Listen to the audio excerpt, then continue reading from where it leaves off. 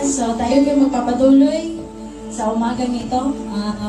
If you have a Bible, open with me in the books of Deuteronomy chapter 20, verse 1 to 4. Sabi dito, when you go out to fight your enemies and you face horses and chariots and an army greater than your own, do not be afraid.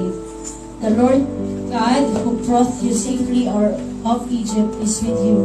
Before you go in the battle, the priest will come forward to speak with the troops. Hallelujah.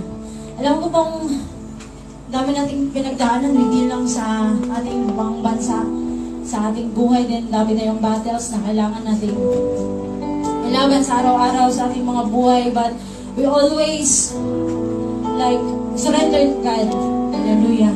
So sa umaga pong ito, niyayan ko po kayo yung mga ulo. Let us pray. Heavenly Father, Lord, pinapasalamatan ka namin, O Diyos. Sinasamba ka namin, O Diyos, dahil ikaw lamang ang O Diyos na kayang protektahan ang aming mga buhay. Lord, thank you, God, sa umagang ito at nandito mo ang aking mga kapatiran para sambahin ka.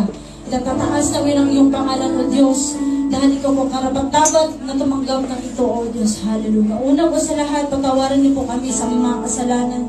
Lord, di po kami karapat-dapat na harap sa iyo kasi makasalanan po kami.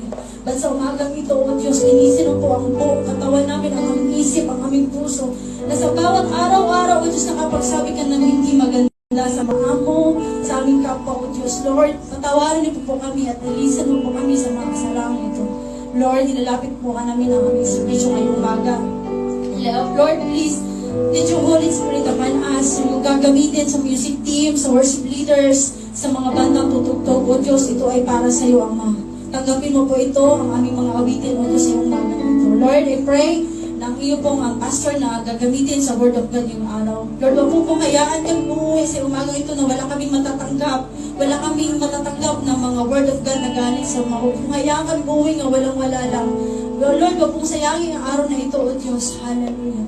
Lord, magpapatuloy ka aming servisyo na uwi kami, dadalangin iyo ang Holy Spirit, dalaw ang inyong kahimayaan, O Diyos. I-bless mo po ang kapatiran na ito na uwi kami na masayang-masaya, O Diyos. Dahil ikaw ang aming Diyos kasama natin sa araw-araw. Ito po aking dalangin sa pangalan ni Jesus. Amen and amen. Hallelujah. Amen. God is good. And all the time, God is good. Amen. So sabi po ng Psalms 27 verse 13, here, ito po ay New International Reader's Version. Sabi po, here is something I am still sure of. Amen. I will see the Lord's goodness while I'm still alive. Amen. So, si King David po, nakaramdam din po siya ng takot, mga kapatid. Amen. Pero po, isa lang po yung kanyang kasiguraduhan. Amen. One thing na kanyang sigurado, na makikita niya yung kagbutihan ng Diyos, yung goodness ng Lord, kahit anuman pong sitwasyon ng buhay niya. Amen. Anuman pong kanyang pinagdadaanan, but still, sabi niya, habang ako'y nabubuhay, ang nakikita ko ay ang kabutihan ng Diyos. Amen. So, ganun din po tayo ngayon, mga kapatid. Ano man ang sitwasyon mo, ano man ang kalagayan mo, ano man ang pinagdadaanan mo, at pinagdaanan mo, ito po ang isang kasiguraduhan na sa lahat po ng bagay na nangyayari sa buhay natin, the Lord is good. God is good. Amen. Hallelujah. Palakpakan po natin ang ating Diyos na buhay. Hallelujah. At sa oras po ito, patuloy natin ininindara ang kabutihan ng Diyos sa buhay natin. Amen. Hallelujah. Hallelujah, Jesus. Come on, let's sing this song. God is